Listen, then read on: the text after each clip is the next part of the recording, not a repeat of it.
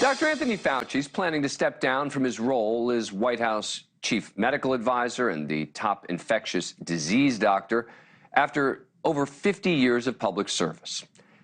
But you just say his name these days and it generates an immediate reaction. Somehow this scientist has become an all-out hero to the left and a boogeyman to the right. I think neither have it quite right, but I'm more confused by the right's anger towards him than about the left turning him into some sort of god. I mean, one would think that based on the fury some on the right express about the guy, that he was actively trying to kill our kids. The guy thinks he's God.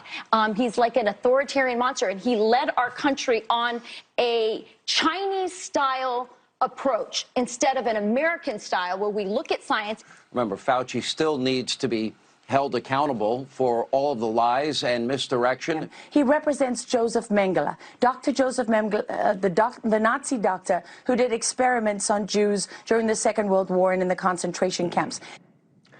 Anthony Fauci made a lot of important decisions for this country as we endured a horrific pandemic that so far has killed over 1 million U.S. citizens. He made mistakes, like in March of 2020 when he famously dismissed the need for wearing masks at all to prevent the spread. He said this on 60 Minutes.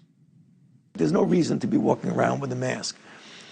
When you're in the middle of an outbreak, wearing a mask might make people feel a little bit better, and it might even block a droplet, but it's not providing the perfect protection that people think that it is.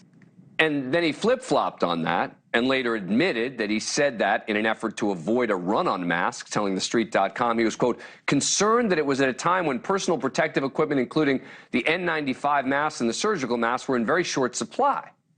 Well, that led to a serious credibility issue. And in May of 2020, he warned about the lasting effect if a lockdown went on too long. We can't stay locked down for such a considerable period of time that you might do irreparable damage and have unintended consequences, including consequences for health. And then, in the views of many, including me, the lockdown went on too long. And maybe during the height of the pandemic, he leaned into his newfound celebrity a little too much, maybe throwing out the first pitch at a Washington Nationals game, sitting for photo shoots and the like.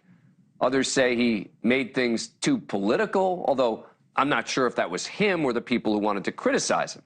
But regardless, it's really easy to be a Monday morning science quarterback. In the end, he tried to do the right thing. He was using the best information he had to try to save lives, and I believe he saved a lot of them. Anyone who thinks otherwise maybe is just watching too much of Fox Primetime. The one lasting debate appears to be over what's called gain-of-function research, where a virus is genetically altered to enhance its function, to make it more potent, so you can study them to try to find the best ways to fight the disease. And that has led to two outstanding questions that have become wildly politicized about Fauci. Number one, did COVID come from the Wuhan Institute of Virology lab in China? And two, did the U.S. fund it? The question one's a real one.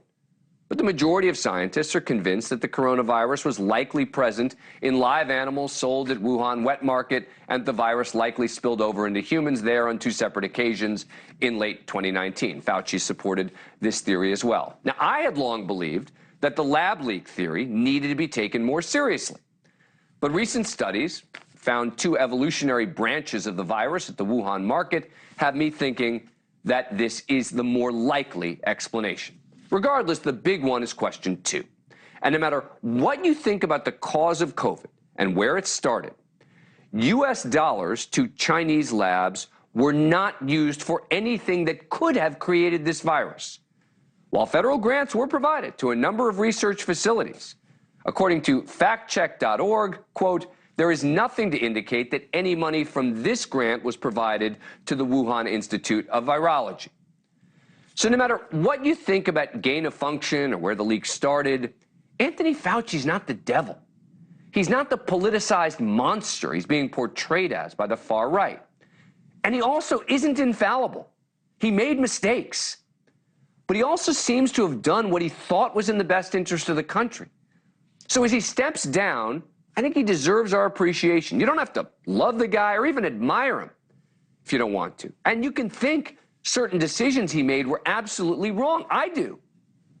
But there's nothing to suggest he deserves the vitriol he's getting from some who seem to want to politicize everything. Thank you for watching. Go to newsnationnow.com to find NewsNation on your cable provider. And don't forget to click the red subscribe button below to get more of NewsNation's fact-driven, unbiased coverage.